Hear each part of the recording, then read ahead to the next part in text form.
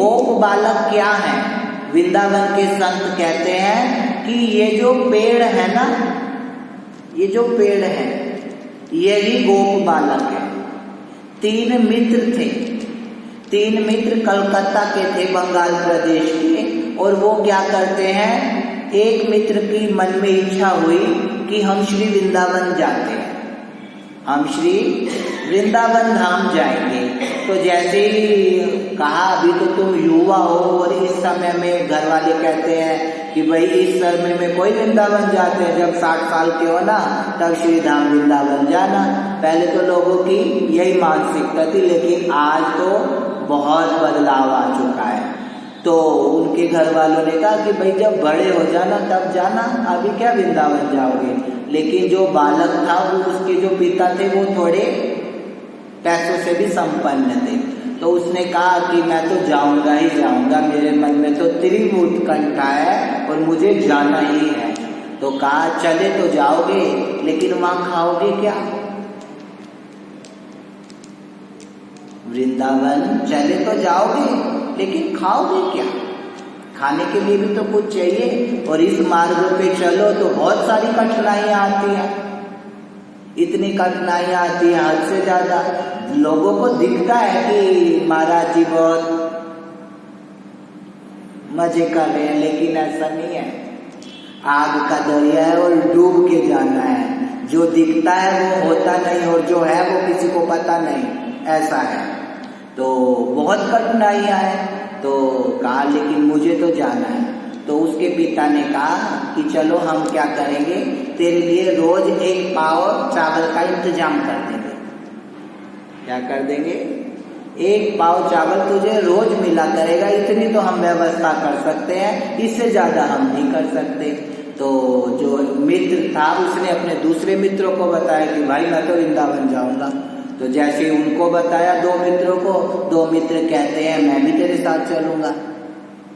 तो जैसे ही 2 मित्रों को कहा चलने के लिए, तो कहा मेरे पिता ने तो मेरे लिए 1 पाव चावल का इंतजाम कर दिया, लेकिन जो 2 थे वो थोड़े गरीब थे। कहा मेरे माता पिता तो इतना इंतजाम भी नहीं कर सकते, लेकिन हमें वृंदावन जाना है। तो जो बड़ा मित्र था जिसके माता पिता ने कहा हम 1 पाव चावल का इंतजाम करते हैं, तो बड़े वाला कहता है, जो बड़े वाला है उन्हें जब बताया तो कहते जब तू चावल बनाया करेगा ना, जब तू चावल को बनाया करेगा तो हम क्या करेंगे, उसमें से जो माड़ निकलता है ना, माड़ निकलता है तो वो तो हम ले लेंगे। और एक दूसरा कहता है कि जो उसमें से धोने के बाद जो पानी बचता है मैं उसमें काम चला लूंगा।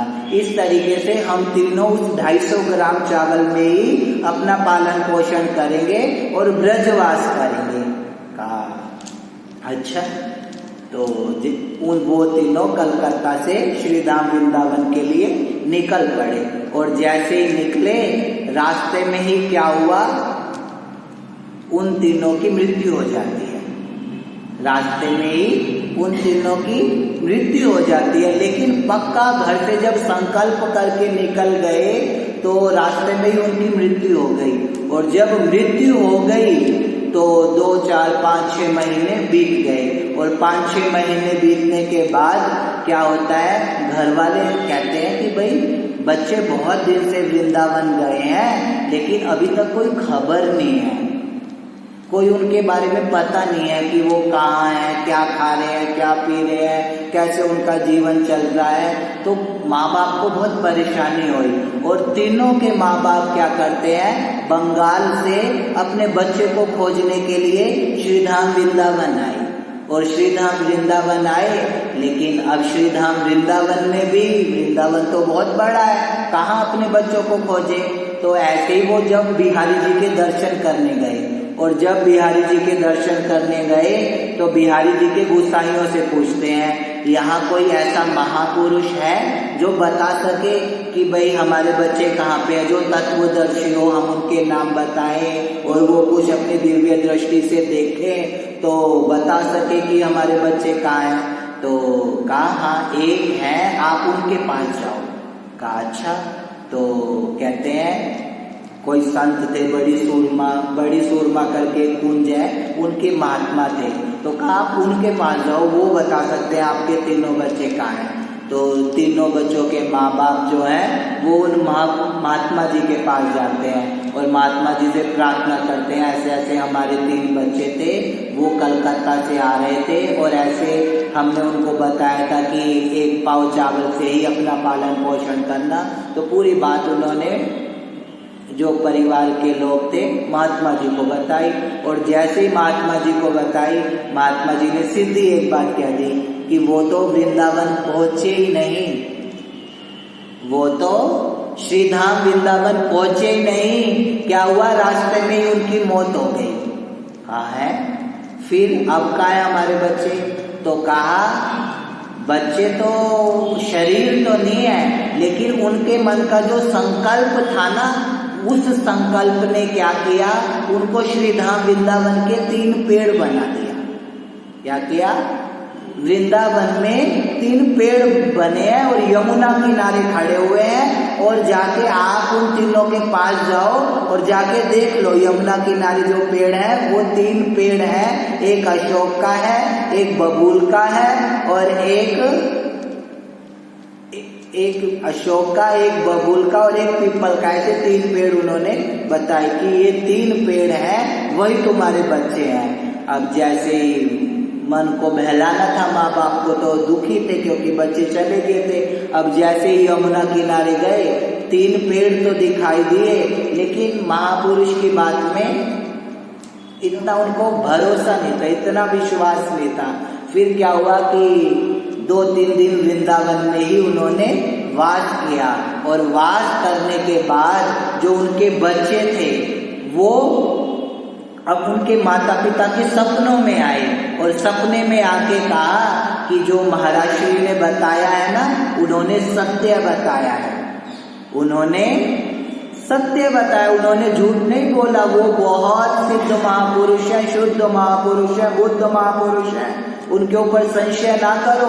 हम वही तीनों पेड़ हैं जो उस पेड़ों के अंदर विराजित है। तो फिर ऐसा महापुरुष कहते हैं कि वृंदावन के वृक्ष को मरम न जाने कोई, और डाल डाल और पात पात श्री राधे राधे होए। तो ये जो वृंदावन में आपको दिखता है पेड़ पौधे, ऐसी एक गया प्रसाद जी भी एक कथा सुनाते हैं कि जब वृंदावन में पेड़ों की कटाई होनी शुरू हुई, तो कहते हैं कि वृंदावन के जो वृक्ष थे उनको काटना शुरू किया। जैसे वन विभाग वाले होते हैं, वो पेड़ों को काटते हैं, तो एक पेड़ को जैसे ही काटा ना, तो उसमें से खून निकलने लगा। क्या हुआ, खून निकलने लगा, और जब खून निकलने लगा तो वो जो है पेड़ श्री गया प्रसाद जी के पास में जाके, कहते हैं उसने एक दिव्य शरीर धारण किया, और गया प्रसाद जी के पास जाके कहता है कि मैं उस पेड़ के अंदर यह वाला देवता हूँ और उस पेड़ के अंदर रहता हूँ। यहाँ की जो प्रकृति है वो कोई ऐसी नहीं है, ये जो पेड़ है ना, इतने मेरा शरीर इतने बाद, मतलब अभी इतने जन्म और मुझे इस धरती के ऊपर भजन करना है, उसके बाद मेरा शरीर को आप इस पेड़ को काट सकते हो, वरना इस पेड़ को नहीं काट सकते। तो जो वृक्ष है वो भी जाके संतों को एक शरीर धारण करके बातचीत करते हैं। और फिर देखा गया गया प्रसाद जी ने ये बात जब सत्संग में सुनाई, और सत्संग में सुनाने के बाद इतने दिन की उस पेड़ ने मोहलत मांगी, और जितने दिन की मोहलत मांगी थी उतने दिन बाद क्या हुआ, वो पेड़ अपने आप ही जर्जर हो गया, वो अपने आप ही मतलब दुबला हो गया, पतला हो गया, पत्ते आने बंद हो गए। फिर कहा अब इसको काट दो। तो वृंदावन के जो वृक्ष भी है ना, वो भी कोई साधु है, वो भी कोई संत है, वो भी कोई भगवंत है। किसी भी चीज को वहां पे ऐसे नहीं देखा जाता। जब तक हमारी इन सब बातों में भगवत बुद्धि नहीं होगी, तब तक हमें ठाकुर की लीला में प्रवेश नहीं मिलेगा, तब तक हमें सख्य भक्ति नहीं मिल सकती। हमारे यहाँ तो जो तुलसी होती है ना, तुलसी भी जो होती है, उसको भी जब तोड़ के लाते हैं ना, तो पहले उससे क्षमा मांगते हैं। उस तुलसी को तोड़ने से पहले भी उससे क्षमा मांगते हैं कि हम तुझे ठाकुर जी से मिलाने के लिए लेके जा रहे हैं, इसलिए हमें क्षमा कर देना। चरण भी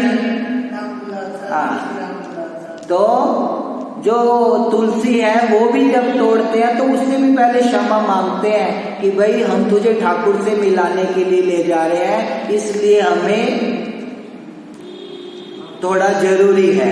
तो माफी मांग के तब तुलसी को मतलब तोड़ते हैं। और ऐसे ही महापुरुषों से भी पूछा जाता है, क्या हम आपके चरण छू सकते हैं? पुष्टि मार्ग जो है उसमें देखो कि उसमें भी पहले पूछा जाएगा, क्या हम आपके चरण छुएं? अगर वो कहें कि हाँ हमारे चरण छुओ, तब हमें छूने चाहिए। अब लोग क्या करते हैं कि महाराज जी तो उतर रहे हैं और पीछे से ही महाराज जी की चरण पकड़ लिए, अब चाहे महाराज जी गिर जाए, लेकिन हमारी क्या है, हमें चरण छूने उस भीड़ के बीच में जरूरी है।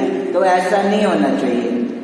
हमें इस बात से सीखना चाहिए कि पहले पूछो कि क्या मैं आपको छू सकता हूं, तब किसी महापुरुष को छुओ, वरना ऐसे नहीं छुओ। पहले उनसे आज्ञा लो, फिर वो हाँ कहें, पता नहीं उनका कौन सा व्रत चल रहा है, कौन सा उनका नियम चल रहा है।